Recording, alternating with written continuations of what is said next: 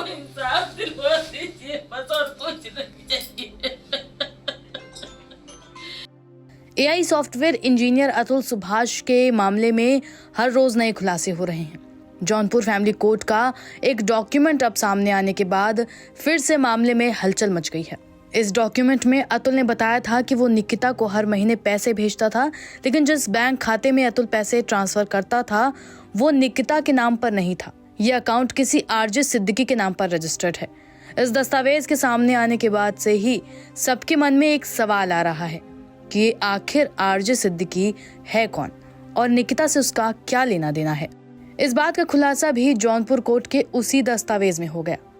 अतुल ने जौनपुर कोर्ट में इस बात का जिक्र करते हुए कहा था कि आरजे सिद्दीकी का एड्रेस लखनऊ का है, जबकि उसे इस शख्स के बारे में कोई जानकारी नहीं है। जब इस मामले पर निकिता से पुलिस ने पूछताछ की तो उसने इस शख्स को जानने की बात से साफ इनकार कर दिया। निकिता ने कहा, मेरा आरजे सिद्दीकी नाम के शख्स से और ना ही लखनऊ से कोई लेना देना है। रिपोर्ट्स के मुताबिक फिलहाल अतुल सुभाष की पत्नी निकिता सिंघानिया बेंगलुरु की जेल में बंद है। कोर्ट ने निकिता, अतुल की सास निशा और साले अनुराग उर्फ पीयूष को 15 दिन की न्यायिक हिरासत में भेजा है। 30 दिसंबर को तीनों की न्यायिक हिरासत खत्म होगी और इसके बाद तीनों को कोर्ट में पेश किया जाएगा। अभी बेंगलुरु पुलिस तीनों से पूछताछ कर रही है। हालांकि पुलिस पूछताछ में तीनों ने बस यही कहा है कि उनके खिलाफ लगाए गए आरोप गलत हैं। पूछताछ में निकिता ने कहा, मैंने पिछले 3.5 साल में अतुल से कभी डायरेक्ट बात नहीं की। कोर्ट में हमारा आमना सामना होता था। मैं अतुल की हरकतों से परेशान होकर मायके लौटी थी। ससुराल वाले और अतुल मुझसे दहेज की मांग करते थे। अतुल अपनी सारी सैलरी अय्याशी में उड़ा देते थे। उनकी 3 गर्लफ्रेंड थी। अपनी सैलरी खत्म होने के बाद वो मेरी सैलरी भी खत्म कर देते थे। फिर मैं माँ से जो पैसे मंगवाती थी अतुल उसे भी मुझसे छीन लेते थे। अतुल की मारपीट और टॉर्चर से परेशान होकर ही मैं जौनपुर आ गई। अगर मुझे उनसे पैसे ही हड़पने होते तो मैं उन्हें क्यों छोड़ती।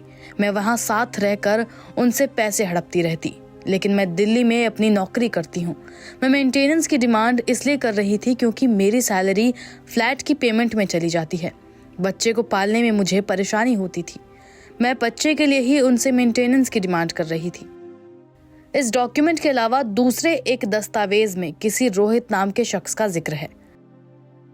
इस डॉक्यूमेंट में अतुल ने कहा था कि निकिता किसी रोहित निगम नाम के शख्स से घंटों बात करती थी।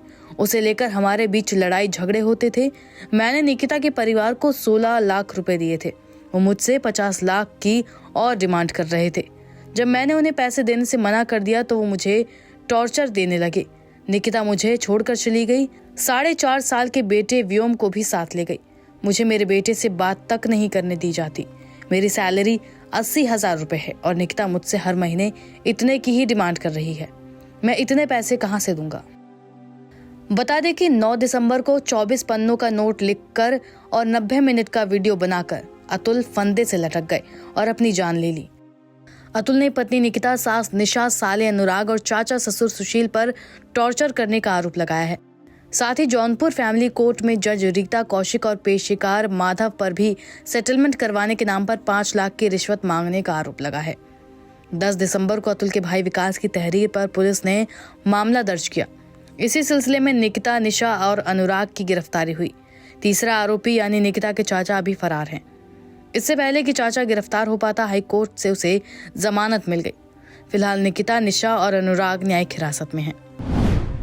अतुल के पिता पवन मोदी की मांग। इन सब के अलावा उधर अतुल के पिता पवन मोदी ने राष्ट्रपति, प्रधानमंत्री, यूपी और बिहार के सीएम से न्याय की गुहार लगाई है। उन्होंने कहा है, मेरे बेटे को इंसाफ मिलना चाहिए, नहीं तो बेटे की अस्थियां गटर में बहाकर आत्मदाह कर लूंगा।